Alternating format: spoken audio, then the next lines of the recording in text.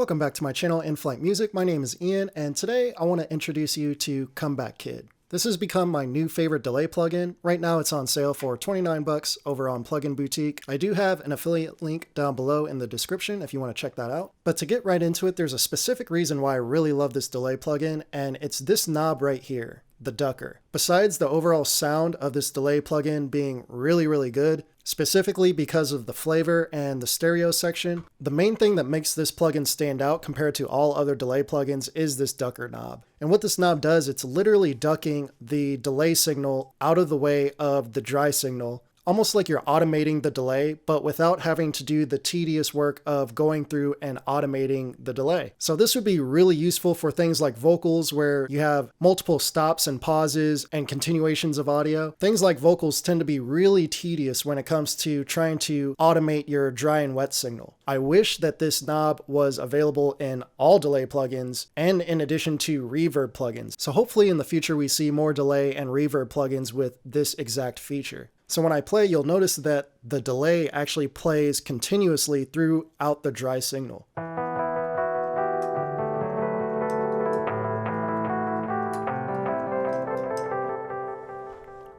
So you could hear how that delay is playing throughout the entire signal, and that can create extra muddiness that you don't really need. So to give you an extreme example, let's turn the ducker all the way up, and you'll notice that the delay doesn't play until you're done playing the dry signal.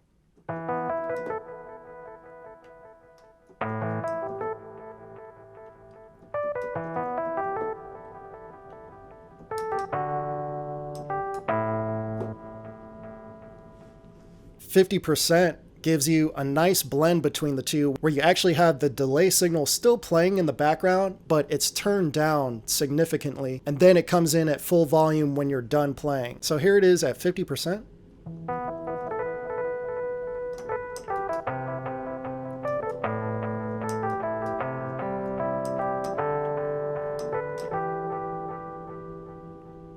It just creates a much cleaner signal, so you're not really muddying up the sound. It helps you to avoid things like using heavy EQ to filter out the delay. This helps you to keep the fullness of the delay without it clashing with your original dry signal.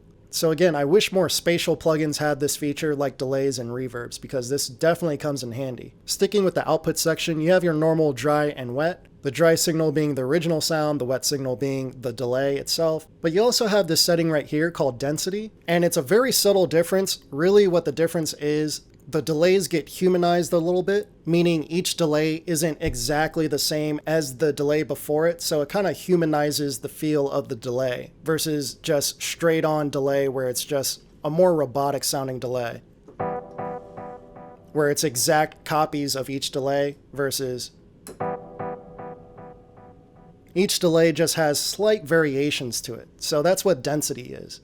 I recommend just leaving this on because it does add just a little bit of character to it compared to having it off. Here it is with it off.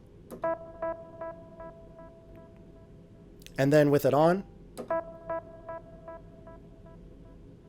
Now let's move across the corner here and go into the shaper section. And all this is, it's pretty much just an envelope and a low pass filter and a high pass filter, aka low cut, high cut. So if we increase the low cut, you'll cut out more of the low frequencies. So let's just move this to the middle.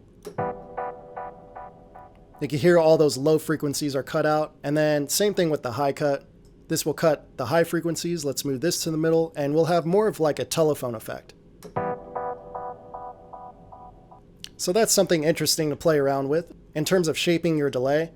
And then you have your attack, and your attack isn't what you would think in terms of an envelope. It's actually a transient shaper. So this allows your delays to have more or less attack than the original signal. So if we push this all the way down to the left, you'll have a softer attack on each of these delays. So they'll sound much softer than the original signal. Versus if we turn this all the way up, you're going to hear a really hard attack on the delays. That's really hard. Let's go ahead and just move this back down a little bit. So you could hear that transient sound a lot more prominent when you increase the attack to the right. The sustain is very similar to feedback, where if you shorten the sustain, the delay doesn't last as long. You can hear it fades out pretty quick, but if you increase it, the delay sticks around for much longer. Not only does it stay around longer, but it stays around longer at full volume. So that would be the difference between sustain and the feedback, because the feedback just lets the delay echo out longer, but each delay would be decreasing in volume as you go along. Next, let's move down to the stereo section, and the wider knob is pretty self-explanatory. You increase this, the delay gets wider.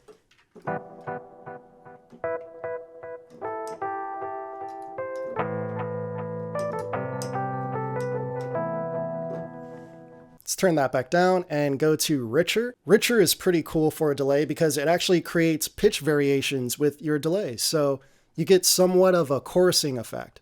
So let's turn this up to the middle.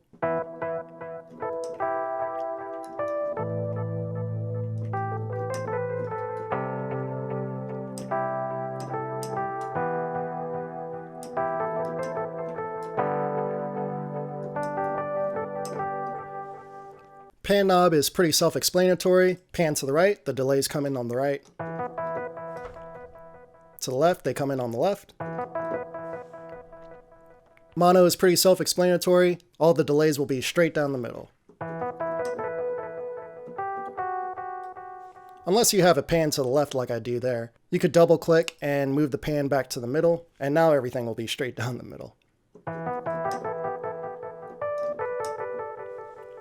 And as you saw, you could combine that with the panning, and you could combine that with richer as well.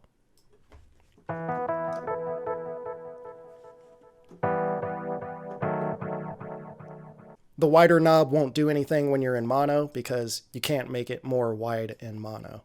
And let's move to the flavor section. By turning cheap on, you're actually going to bit crush this slightly, but I really wouldn't call it bit crushing, but it is decreasing the amount of bits that are going in. This is what it sounds like.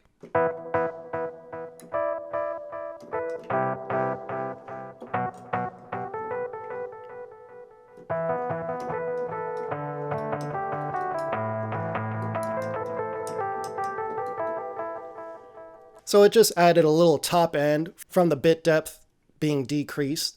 According to the manual, it decreases the bits but down to 11. I think it would be cool to have an actual knob to change the amount of bits, but for the time being, that's pretty cool. I feel like these three knobs right here really make up for not having that knob. So we have tape, which is saturation. Let's turn this up all the way so you can really hear it.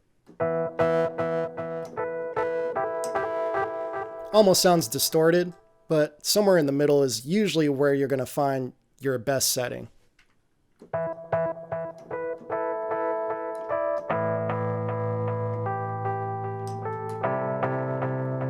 I also read in the manual that they're using hardware style tape saturation here, so they actually recommend going somewhere around -18 dB into this plugin. So it's always a good idea to read the manual of your plugins that are trying to emulate hardware.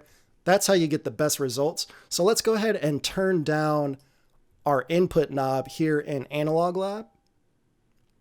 And now we won't get as much distortion as we were hearing.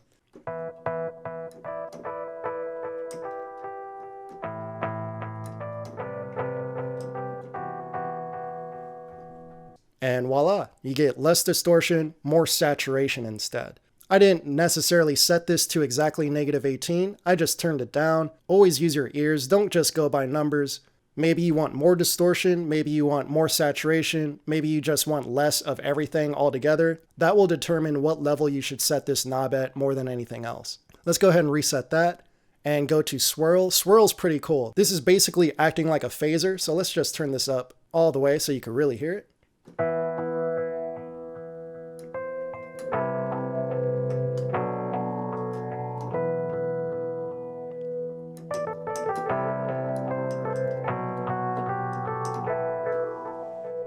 Definitely a really cool effect to have inside of a delay plugin, for sure. Adds a lot more funk to what you're playing. And then you have sauce. And what sauce is doing, it's actually adding reverb on top of your delay, which is usually what I recommend. Usually you want your delay going into reverb, not the other way around. I like using the analogy of dropping a penny inside of an empty room. you would hear the echoes of the penny bounce off the walls, and the bouncing off the walls is where you would hear the reverb from the delays of the pennies, the echoes. If you did it backwards, it would be like delaying the room, and that doesn't even physically make sense, unless you're trying to do something really experimental.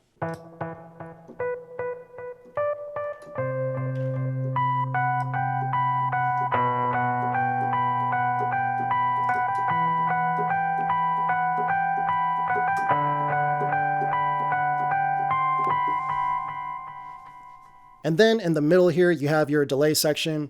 Everyone should recognize this. You have your straight, dotted, triplet, and then free, which you can time your delays by milliseconds. But for straight, dotted, and triplet, it's all set by BPM. So whatever BPM you have in your DAW, this is what it will react to. So here's quarter notes, what we've been playing, eighth notes, and then 16th notes. It'll get even faster. And then all the way up to one whole note. Then you have your feedback. I mentioned this earlier. If you turn this all the way down, you'll literally get just one echo. And that's it. And if you turn this all the way up, pretty much have infinity here, I believe. Yeah, that's not going to fade out, I don't think. And then what every delay plugin has, you have ping pong mode, and that just echoes the delay from left to right. So let's turn that on, take a listen.